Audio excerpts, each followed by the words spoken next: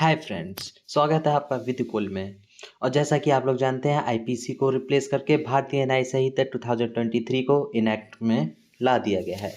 Both the houses of parliament से पास हो चुका था। देन ऑन 25 दिसंबर 2023 को प्रेसिडेंट की एसेंट के साथ में इनएक्ट में आ चुका है। तो काफ़ी चीज़ें हम लोगों को नई चीज़ें सीखने को मिलेंगी। तो देखते हैं क्या चीज़ें इसमें इंक्लूड हुई हैं, क्या चीज़ें एक्सक्लूड की गई हैं। तो फर्स्ट ऑफ सबसे पहले इसका इनैक्टमेंट डेट याद रखिएगा, 25 दिसंबर 2023। देन हम लोग देखते हैं फर्स्ट स्टेटमेंट क्या कहता है।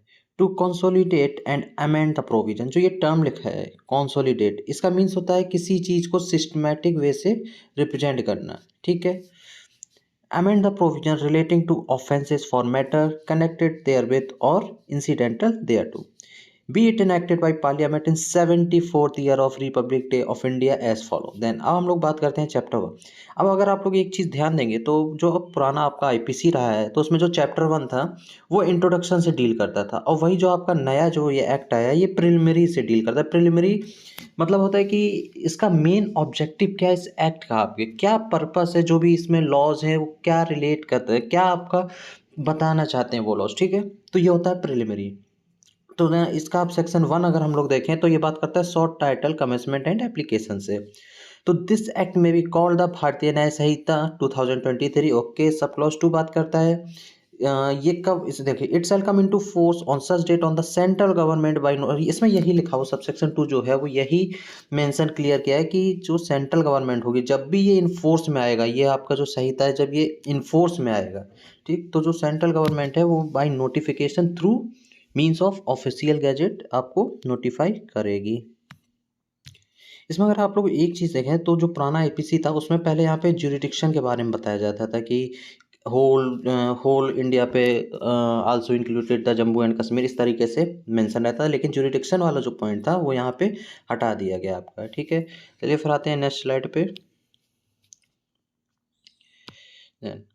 अब यहाँ पे लिखा है every person shall be liable to punishment under this संहिता and not otherwise for every act और omission contrary of the provision thereof से सी एल be guilty within India. ये देखिए यहाँ पे एक पॉइंट, अगर आपको याद में होगा तो पुराने आईपीसी में सेक्शन 2 जो था वो सेक्शन 2, 3, 4 वो किससे डील करता था, इंटर टेरिटोरियल और एक्स्ट्रा टेरिटोरियल ज्यूरिडिक्शन से डील्स करता था।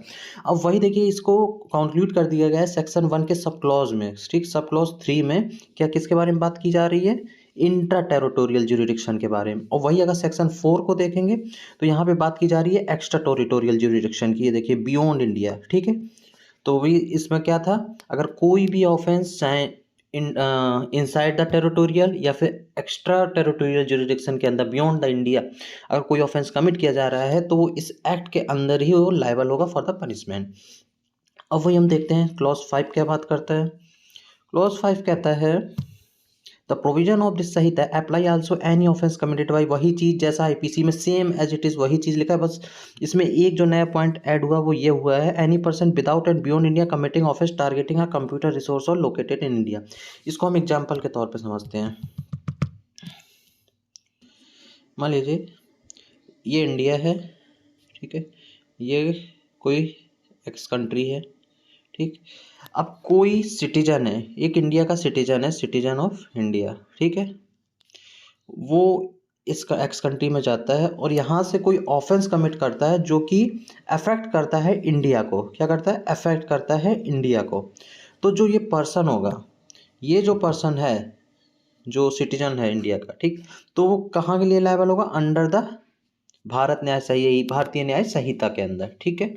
अब वही मान लो अगर ये नॉन सिटीजन होता और तब वो कोई ऑफेंस कमिट करता और वो इफेक्ट अगर इस इंडिया में होता तो वो किसके अंदर उसको पनिशमेंट दी जाती, किसके अंदर लायबल होता, तब भी वो भारतीय न्याय